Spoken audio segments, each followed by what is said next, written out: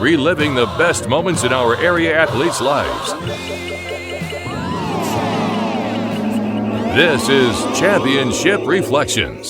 7 losses during the regular season is not what the Brush Beetdigger volleyball team envisioned in 1985, but none of that mattered when the Beetdiggers walked away with a Class 2A state championship. Although the Beetdiggers had a wealth of experience on that team, they also featured some younger players, such as sophomore setter Michelle White, who knew she had to gain the respect of her older teammates. Absolutely, and the fact that my sister was a senior, and those were her friends and not my friends, that made it even a tougher deal for me. So, but yeah. Your strength on the team, you were one of the setters on that team, or do I have that wrong? No, I was one of the setters. Yeah, we ran a 6-2 offense. I believe Jana Blake was the other setter at the time, possibly, and she was much better than me at the time. So yeah, it was a big deal for me to get into that role. Did you know that you were that good or good enough as a sophomore to get that much playing time, or did it kind of just work its way in as the season developed? Were you getting as much playing time the whole season, or from what you remember at the very beginning, were you getting all that playing time as well? I don't know that I remember that. I think I probably didn't get as much at the very beginning of the season as I did at the end of the season, mostly because just at that's the time when you're starting to develop as a player, and sort of where I kind of started to develop as a volleyball player myself and got better. Tell me about the atmosphere with Brush High School. I mentioned 79 and 80 under Coach Spiegel, 81, 82. I mean, you got to have vivid memories of that, considering that was the golden era of Brush volleyball. And as we speak here in 2019, it's far removed, and it's by far the most successful time for volleyball in Brush. Yeah, I think at the time it was not an option to go in being a loser. You just went in and that was going to be a successful team and you were going to win, and your teammates, there was no option to do anything else. That was just the expectation of the coaches, the players, the environment, the atmosphere.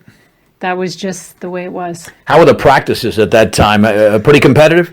Practices were tough. It was not an easy day. You better be ready for a time when, now that fall's starting and kids go in, and I think to myself, and I ask the younger kids, are you ready to do this? And they kind of, oh yeah, they're ready. They kind of worked out a little bit here summer. It was not that way back then. It was 2-a-days. It was very strict. It was very disciplined is the word. I know maybe not recalling all of your teammates, that could be tough when you're 34 years removed, but were there a mix of personalities, or did somebody really stand out on that particular team who was a leader? I would say no, and I would say that was probably the best thing about that team is there wasn't a leader and there wasn't one outstanding player. If you look back at all those girls, I wouldn't say any of them was an amazing athlete, including myself. Everybody just played as a team.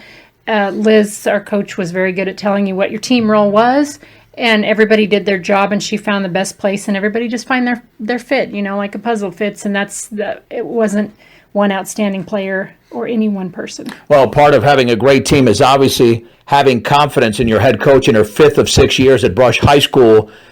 Was there automatic confidence that the players had in her because she'd been to 2 state titles in her first 2 years at the school? Absolutely. She was a great coach. She was a firm coach. She demanded respect from everyone, and she demanded that you gave your all for the sport, and people didn't go in with any other option. And if that wasn't what your deal was on the team, she made it clear there wasn't a place for you on the team. Let's go through the 85 season a little bit, and the numbers suggest that Brush was 15-7, I guess, going into the state tournament. Yeah. There must have been a lot of tough competition. There was a loss in there to Fort Morgan. And based on everything that happened, especially in the 1980s with volleyball, it seemed Platte Valley was the school to beat. Yeah, I kind of remember us being the Cinderella team that year because we really, honestly, if you looked at the players, we weren't the amazing powerhouse. We weren't the ones that were to beat. We were kind of the underdogs. So I think that it was a shocker to everybody, maybe even us. Well, but did you know any better, especially as a sophomore? As a sophomore, this is your first full year of varsity volleyball, and you figure, hey, the pressure's not. I still have 2 more years of volleyball from your standpoint. Yeah, I think it was just give it your all, do the best you can every day you're out there, every minute, every point that you can do out there, and that's what she expected you to do. And you know what? It was also you didn't have your spot wrapped up on the team just because you were good one time. It was an everyday situation and every day different, and you had to prove yourself all the time, every day, every game. And I think every player knew that, and that's what they did. Okay, so then you get to the postseason, and you advance all the way to the state championship match, which usually is the most memorable, but in this case it really was, because Roaring Fork won by 9 or 10 points in the opening game, they called it back then. Now in 2019 they're called sets, and it's best of 5, and it's rally scoring, and it's a different story back then. But it appeared in both games 2 and 3, Roaring Fork had the thing won. Yeah. What do you recall from those crazy games where Brush was able to rally to win game 2 and then stave off a rally from Roaring Fork to win game 3? You know, definitely the change in scoring where you had to side out before you get a point, that does change the game a lot. But I think the whole instance of just having to be on point for every game and taking it one step at a time and 1 point at a time, that's the way we won. That's sophomore setter Michelle White on the 1985 Class 2A state volleyball champions, the Brush Beetdiggers. Michelle had an older sister on the team who was another integral piece in senior Lori White. You know, every season that we went into, that was our goal at the end. And, you know, at the time with the athletes and that kind of thing that we had, it was fairly realistic goal, you know, probably all 4 years that I was in high school. But I think the thing that kind of stands out is there weren't a ton of, I mean, we were all decent athletes, you know, but there weren't superstars or anything like that. It was just, you know, putting it together at the right time and the you know, right part of the season, and it just kind of all came together. So do you think that luck maybe played a role? I know there was a lot of skill, there was a lot of talent, but do you need a little luck and the great timing as you're talking about? Because you were a freshman when the team lost in the finals to Weld Central. Obviously didn't get to the finals in 83, 84. So what about with the 85 season? Did things just seem to fall more into place than in the previous years? I think so. I think you know, I guess you hate to say luck, but just things kind of have to fall in place at the right time. And, you know, as I guess look back on some of the other teams that I've seen, you know, from then till now, because I've done some coaching and had my own kids and that kind of thing. And I think, you know, it really is, you can have a group of tremendous, talented athletes, and they don't get nearly as far as, you know, kids that just work together and do have a little bit of luck on their side, I guess.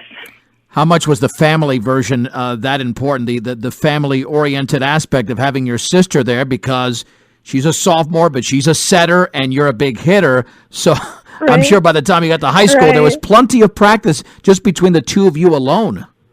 Yeah, so it was interesting because, you know, off the court, we really, besides being sisters at school and that kind of thing, we didn't do a lot of stuff together.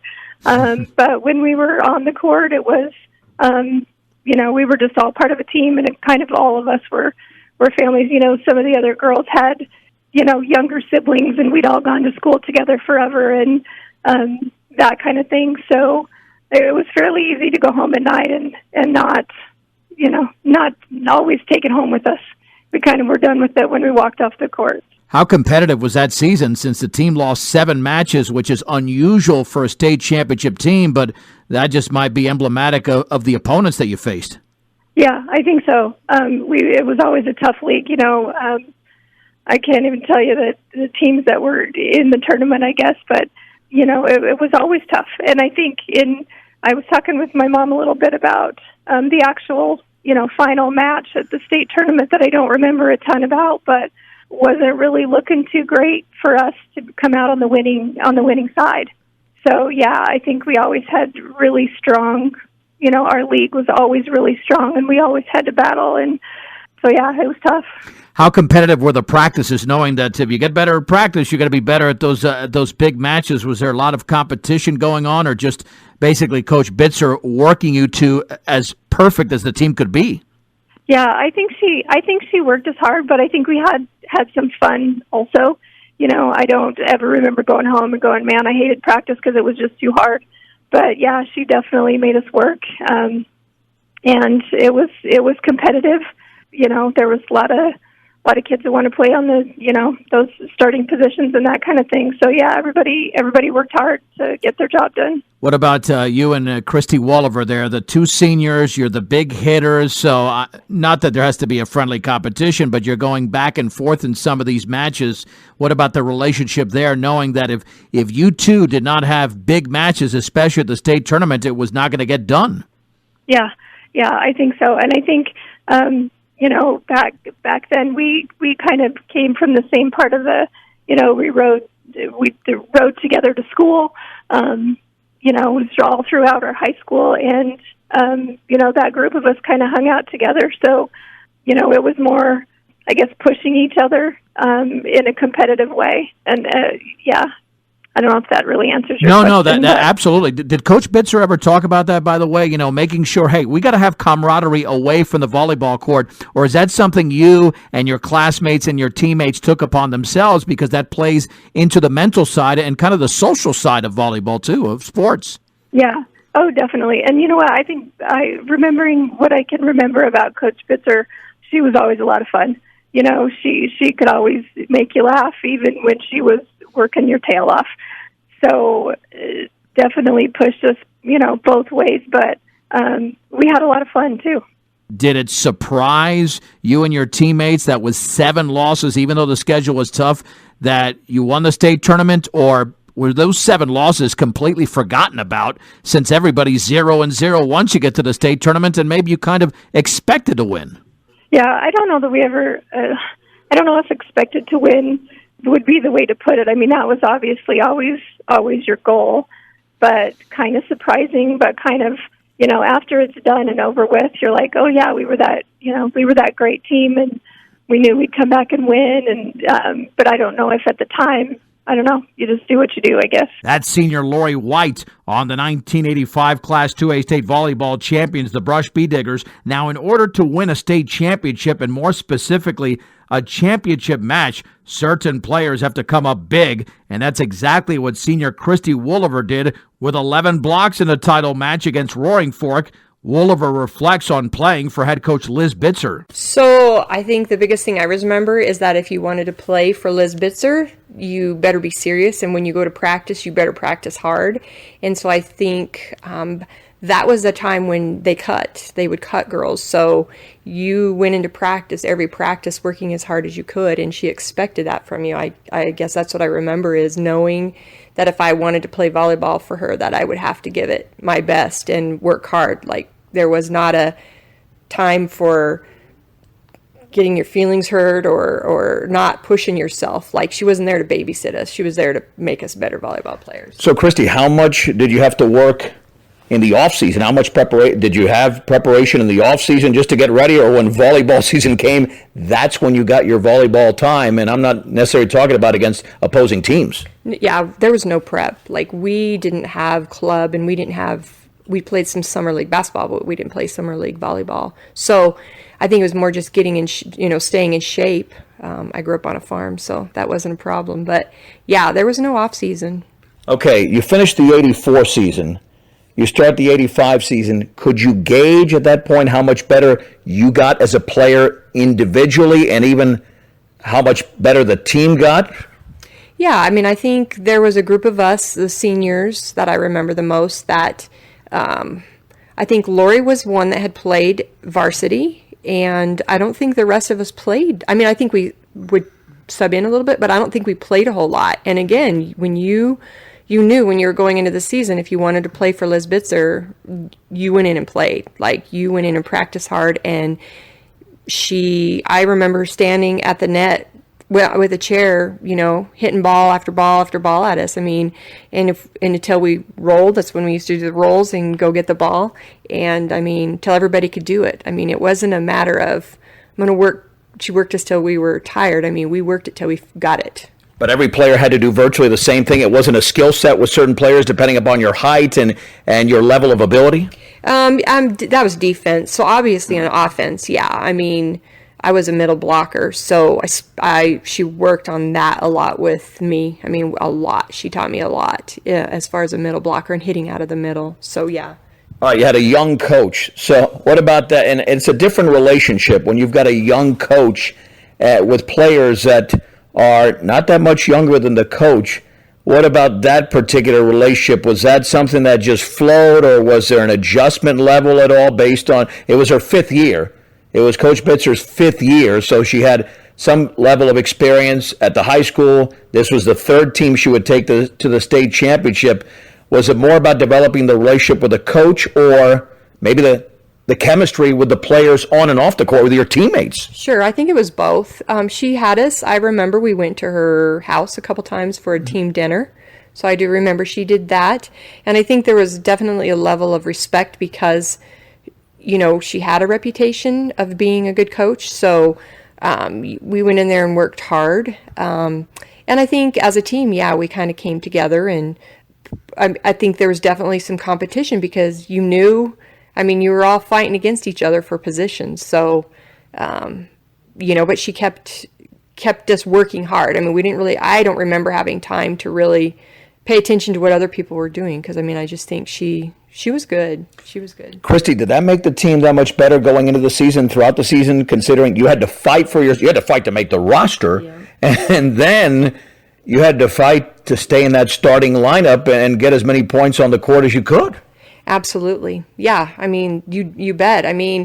You went into that game knowing, she expected you to give your best. And I even had her in PE. That's the way she was when we played, field hockey and PE. It's like, come on, give me what you've got. And I do think she was, I don't remember being super aggressive, but I do think she was pretty aggressive. I think she pushed us and, got after us. And, if we didn't do something right, we knew about it. In high school, it seems that whether you're playing sports or not, you've got a best friend or best friends. Was there anybody you gelled with, one of your teammates or a couple of your teammates more than anybody else that might have even helped you on the court to win match after match? I think all of us senior girls were pretty close. I think Lori, Jana, Laura, is that all? Yeah, I think all 4 of us, we were pretty close. We were friends off the court. So definitely, helped each other. And we kind of all knew, we all had different positions. So I guess we weren't really fighting too much with each other. Lori was the outside hitter. I was middle. Jana was the setter. Probably Jana is the one who pushed me. Like I always felt like, I guess she kind of had my back a little bit, but yeah, she.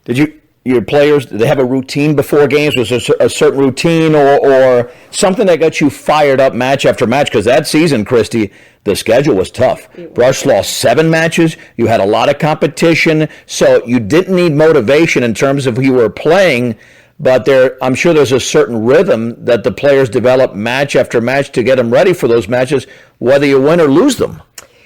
Yeah, I guess going to the specific league matches, I don't remember anything specific, but maybe towards when we were getting closer to state, of course we have Larry Baker, our bus driver, who was huge. He was probably our number 1 fan. He loved driving the bus for us and was a great cheerleader. And I remember at the state match, he drove us around the parking lot and we played a song. I can't think of the song. I'll think of it in a minute. Anyways, we played a song kind of getting ready for that game. I Can Feel It Coming in the Air Tonight. You know what song that is? Right, yeah. I think that might be, is that a Phil Collins or one of the? It is Phil Collins, yeah. We played that entire song, drove around the parking lot, getting ready. We were we're going to do this. So that's the only time I remember. Most of the games, we had our little Walkmans, listened to our Walkmans going up there. Liz was intense. You knew she meant business. So, once we were ready to go get on the court, there just wasn't much. You were there to play volleyball, let everything else go, and let's go out and play. We'll get into the state championship matches here in the playoffs coming up momentarily. But when you think of those bus rides, especially the road trips, obviously, were they different going to than coming back, especially if you won? Because you're talking about the focus. You would think that it's a little bit different going there and then returning if you've won. It's almost like it's flipped 180. Yeah, I would. Yeah, I definitely, there was more, we were more jolly and, especially as I mean, I don't remember specifically, but as the season progressed and, we kept doing better and better, I mean, it got pretty exciting because, people were excited and yeah, I mean, I don't remember specifically as far as the bus rides, but I'm sure, I remember like having a good time on the bus when we would come home. All right, and now you get, after a season that was full of a lot of competition, you get to Mitchell High School in Colorado Springs. You've got to win 3 matches to win the whole thing. But Platte Valley was the standard there. Was the expectation, certainly not for Brush, but for Platte Valley to take home another state title? Absolutely, yeah. I mean, the DeYoungs, I don't know, the DeYoung girls were on that team. So, yeah, they were awesome. To be honest, I mean, I do not think I felt like we were going to win. It was just nice to be there and see how we were going to do. All right, so you win the first match, then you beat Monteviste. I think that second set was 16-14. Then we get to the Roaring Fork final. Roaring Fork wins the first set 15-5 at that point. And I know this is going back, over 3 decades, but 15-5 with a team that's lost 7 matches. How do you keep that confidence level up, knowing also there's a sense of urgency with you being a senior at this point, knowing, hey, this is it. We either go home and we made it to the state finals and lose, or we turn this thing around. I give Liz credit for that because I think she was you don't quit. Like, you pick it up and you keep playing. I mean, you knew you had to perform. Like, you knew you went out there to play and to perform, and you didn't quit. And I think that's the game where they thought we were going back and forth, and they thought they had won it.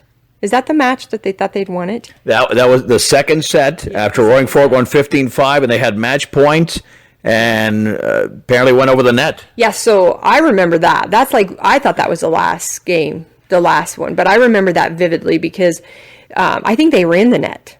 Or over the net, right. One of the two. But their crowd had actually come off the stands. I remember their crowd had actually come off the stands and even threw some confetti because they thought they'd won it. So, and the ref blew the whistle, no, and everybody's like, what? And so then they had to put everybody back in the stands, and I remember they had to sweep the floor off. And then you told me I was serving. I didn't know it was that time. That's the time, right? You're saying? Yeah, according to the article that, of course, on YouTube, that will be on YouTube, you served out 3 consecutive points after that happened, and Brush was able to win that second set and turn things around going into the third set. I didn't know it was that match, but I remember going back to the line, and I remember thinking, I don't remember what I was thinking, but I looked across the court, and I remember looking at Jana Blake, and she's like, you got this, like, you can do this, like, you can do it. And I don't remember. I just know we won. I didn't know I was the one serving the points. Well, but let me ask you this, and by the way, I said set, but back then they were called games, and now they're called sets. How about the emotional aspect during that match? Did you treat it like any other match? Were you calm? Were there some nerves there going back? Because normally your matches throughout the regular season, regardless of your playing, the emotions could be more or less steady. But a championship match, that might change with certain players. Yeah. For me, I remember being nervous, like feeling like I have a job. I need to do my job. Whatever, I need to be in place. I need to go for the balls. I need to do the best that I can do. And knowing that unless we gave our best, we weren't going to do it. But obviously when momentum starts changing, it definitely, I remember a very intense feeling, especially after they thought they had won and we got a second chance. It almost vaguely, I can remember, it seems like it kind of gave us it kind of turned it around for us. Like at that point, I felt like we were like, we can do this. Cristi, that's wild considering that from Roaring Fork's standpoint, it's almost like they had a championship stolen from them, even though the call was obviously legitimate. Brush builds a big lead in game number 3. Roaring Fork not only rallies, they take the lead, and Brush again rallies to win. You win a state title. You saved the best for last with 11 blocks. You must have been in a zone there where nothing was going to stop you individually, or the Beetdiggers for that matter, to win this championship. I have a vague memory of thinking to myself, nothing is going to get over this net. Like, I have to move. And Liz, honestly, I still, like, even when my daughter played volleyball, like, the things Liz taught me, I still wanted to, those are the things I would tell my daughter. So, I mean, it was coaching, and I was like, I had a job to do, and I remember thinking, it is not going to get over this net if I can help it. Tell me about the celebration, and again, going back over 3 decades, knowing that a 7-loss team, which is very rare in the sport of volleyball. Basketball, there's more games, but volleyball, especially back then where the schedule was more limited, 15-7, and all of a sudden, not rolling, but winning the state tournament. What about that emotion and the celebration? Because it probably was a surprise to some that Brush won the state title in '85. Yeah, absolutely. I mean, you can say there was some celebrating, like before Roaring Forks fans came down, then after we won, our fans came down, and it was an amazing feeling. I have often said over the years, like, it really was an amazing feeling. Like, there's a lot of great things in your life, and this by no means is the greatest thing in my life, but it was a great feeling. I mean, I remember having... being exhausted because we worked so hard to get there, and it was awesome. My grandfather was the first person out of the stands, and I think he plowed through people to get to me, so it was great. Finally, when you look back at that whole experience, your whole volleyball years, and there's a difference when you win it as a senior as opposed to maybe a sophomore when you still have 2 years left, or as a junior, and it's not a gift. You've earned this. And you built a family. They know part of this Brush legacy. We're 34 years removed. Brush has not won a state title since then. So your name and the name of your teammates and your coach Liz Bitzer, are there implanted in Brush volleyball history with the most recent state title. Yeah, I that's pretty neat. Pretty good thing. A pretty neat thing. And... yeah, we came back. They had a little celebration. I mean, it was fun, and we earned it. We worked hard. We definitely, when you were talking about working hard, I mean, once Liz came, we had never worked that hard. I mean, in practices, like, she worked us hard. We ran and ran and ran, and we did play defense. The thing I probably remember the most is her working us in defense. We worked hard in defense. That's Cristi Wolever, who was a senior on the 1985 Brush Beetdigers volleyball team, the 2A state champions that year. A fellow senior in Laura Bzdek also came up big in the title match, reeling off 9 consecutive points in the third and deciding game. Yeah, we were definitely a competitive group. And I think, as we started having more success, we got the more momentum we got. And it was, we all pushed each other pretty hard. So we were competitive but respectful of each other. And I just remember that championship being, we had a great coach, Liz Bitzer, and a great team, very talented. And I just remember, like, when we, that final game, I think I served 10 straight points. And it was just, it was just one of those things where it was like, is this really happening? It was just so fabulous. And it's kind of like an out-of-body experience.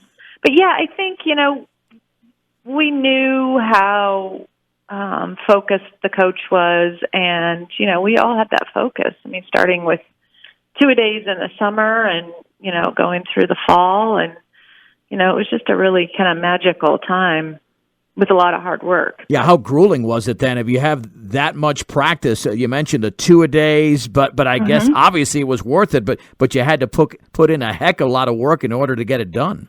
Yeah. I mean, we were all doing it, so we were supporting each other, and, everybody had their role. But yeah, it was intense, and Liz Bitzer was a very intense coach. But, we saw results, and, our team was authentic and hardworking and respectful, and it just couldn't have, and she taught us how to visualize. That was the best part. I still use that tool at work today. Yeah, I can imagine. How impactful was it that she was a very young coach back then, so she's not too much older than the actual players? Did that help create a chemistry between coach and team, or did you see it differently? Yeah, no, I think it was good because she could relate to us, and it wasn't. She definitely had the respect from us, but she also could relate to us and related to us on a human level versus, kind of teacher-student, but always kept it very professional. Yeah, and it said chemistry off the court is just as important as chemistry on the court. What about the rapport you had with your teammates, knowing that you're all going for a common goal, but you're not always playing volleyball either. You're doing other things. Yeah, for sure. I mean, we did, like the coach, she would host potluck dinners and things like that just to continue to build our camaraderie and culture. And then, outside we all kind of hung out together. I mean, we'd work out together, go to other games together. And it was just, it was those kind of bonds you never replace, right? Because it's such a special thing. Did you have a routine, or did the players, Laura, have a routine on game days to get them ready, knowing how intense, even before the state tournament, you had some tough competition during the season. Was there something you did on a continuous basis just to get ready for any particular match as opposed to the state tournament?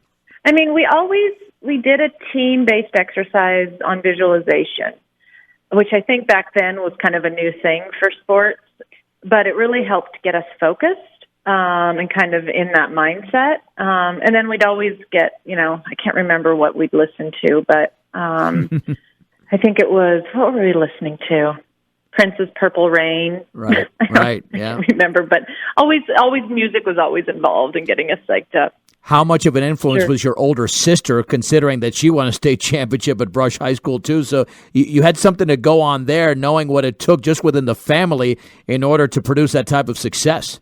Yeah, she paved the way, but also, it was a high bar, and I wanted to I wanted to compete with her a little bit. So, I mean, I knew she was, the star, but yeah, it definitely opened my eyes to like what could be achieved for sure. Did your definitely team, my role model? Right? Did your team have any particular stars, or was it just a collection of talent where everybody had their role? Yeah, Lori White was a great hitter. I was defense and the server. I remember Maren Bostrom, great setter. So, yeah, but Lori was, always a great hitter. She always got all state and stuff. Yeah, okay. You took me through the championship match where you reeled off all those points. Now, you lost the first set there. I guess they called them games back then, to Roaring Fork. It was like 15-6. Do you remember what the team was thinking at that point, knowing, hey, we've gone this far, but the first game was not even close, and all of a sudden you rally to win the second game when that appeared to be lost, and then it was your moment there early in the third game. Yeah. I think we did not second guess ourselves or doubt ourselves. We just stayed focused. And for some reason, we were able to do that and really trust each other and push forward, So I think it was that camaraderie that we had built, and the trust and the reliance on each other and the belief in each other that really kind of pushed us through that. I'd forgotten about that first game. You're right. Yeah. Well, finally, Laura, what about the emotion?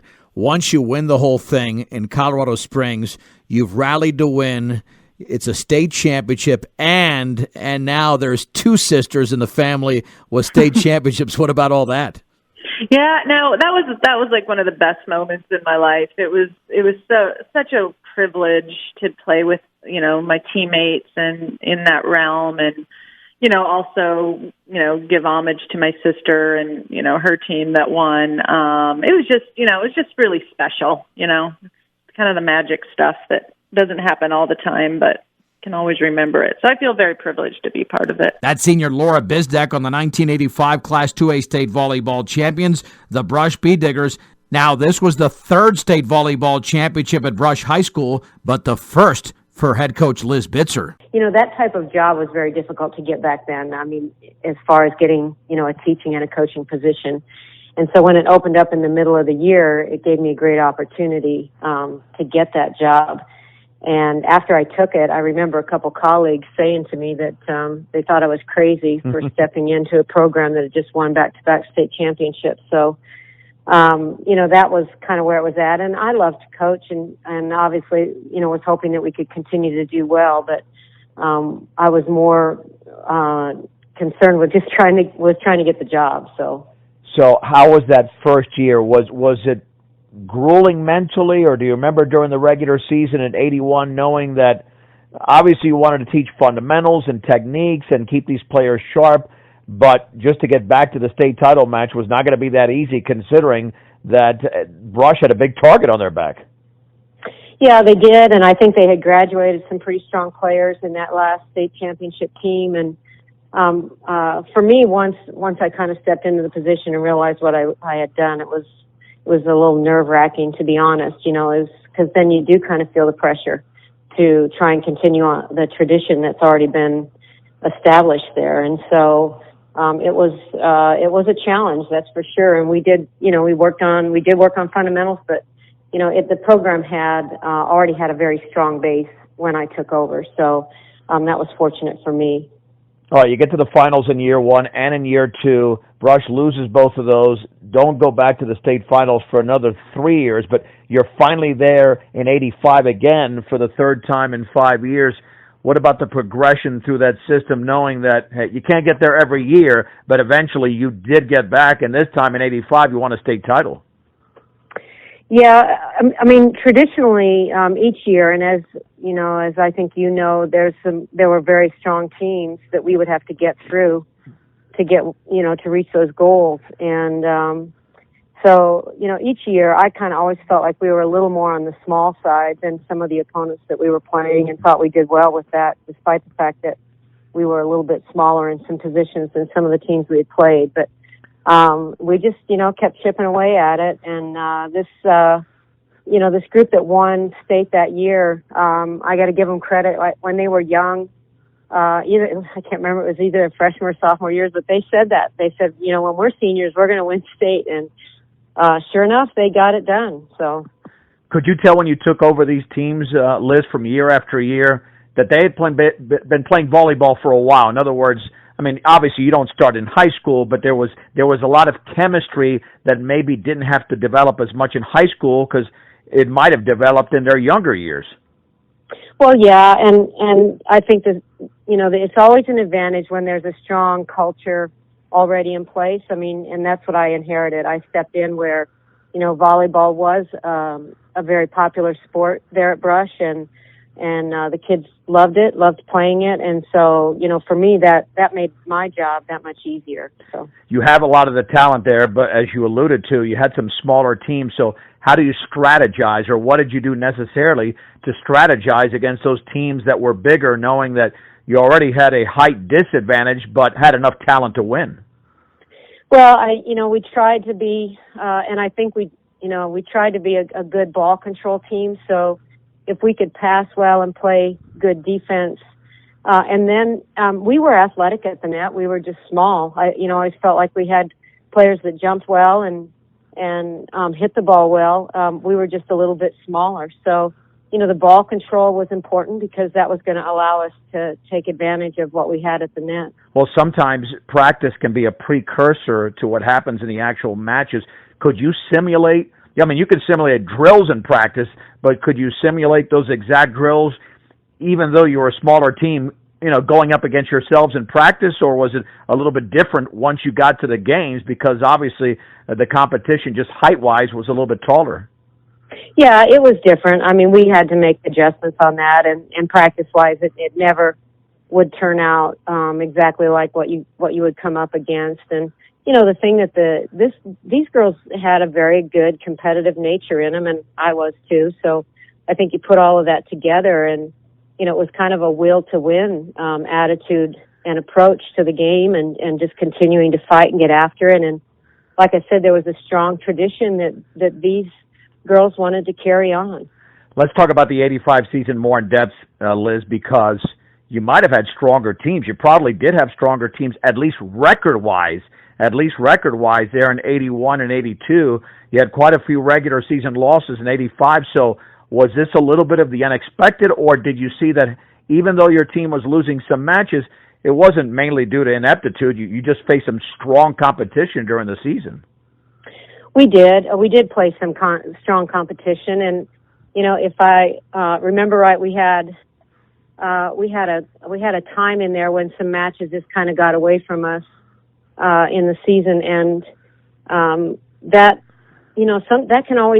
can be a good thing, I think, sometimes for a team, because it can be a wake up call to exactly what we need to do to get where we want to go. And that kind of happened that year. And then, just one match at a time, kind of pulling yourself out of that little difficult time and coming out on top, and then just keep pushing through the next one and the next one. And this, like I said, this group was pretty determined to do that. So yeah, I mean, you'd been there in 81 and 82, but anything you told the players differently, or do you figure once you get to that point, I mean, there's not really much you can coach or tell them because they've already achieved the pinnacle of getting to the state tournament, but there's one thing getting to the state tournament and the other winning the state tournament. So from a coach's standpoint, any different approach that you took in 85 as opposed to 81 or 82, or was it virtually the same thing and you just happened to come out on top that time?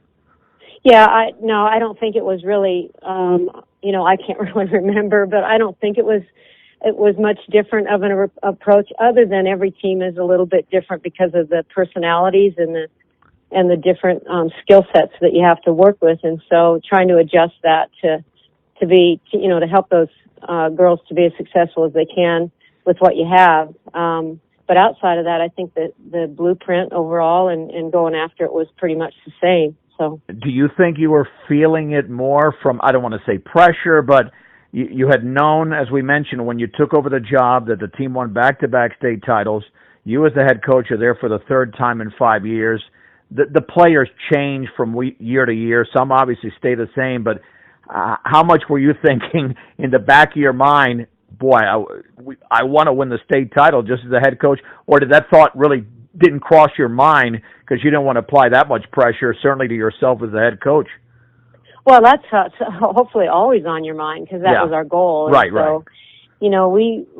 It's just you got to be careful. I think in how you talk about it. I think that we all felt that we had a chance in that because a couple of teams that had been higher seeds in the tournament, had been upset, and so, that kind of opened the door for us. But the way our match started against Roaring Fork, it didn't look good at first, that's for sure. Right. I mean, Roaring Fork won the first set, or the first game, as they called them, back pretty easily. And one of those teams that you're referring to was Platte Valley that went down early in that tournament against Rocky Ford. But then it looked like, Liz, on more than one occasion, whether it be that second game or the third game, that Roaring Fork was going to win that. So how crazy was all that, knowing, especially since that in that second game, that Roaring Fork apparently had it won, and there was a net violation, and the whole thing flipped in Brush's favor, even though it wasn't easy in game number 3 either.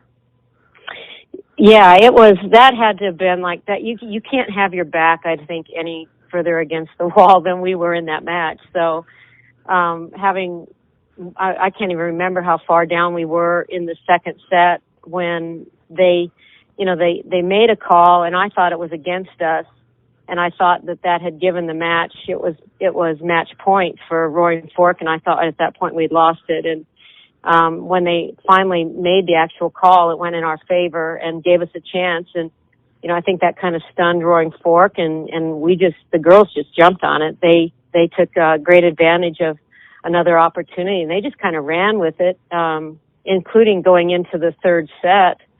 And then Roaring Fork came back, and I think they took the lead again. And so again, our backs are against the wall, but we managed to, the girls, like I said, they just fought. They just kept fighting and pushing for points and managed to come out on top. So it was incredible. Yeah, was that one match maybe emblematic of not only the season, but maybe emblematic of the sport of volleyball, how mental it is, and knowing that even though you got to execute X's and O's wise, so to speak, mentally, I mean, you're going point after point after point. You just can't let things affect you negatively. And for Brush, obviously, it worked out on the other end there.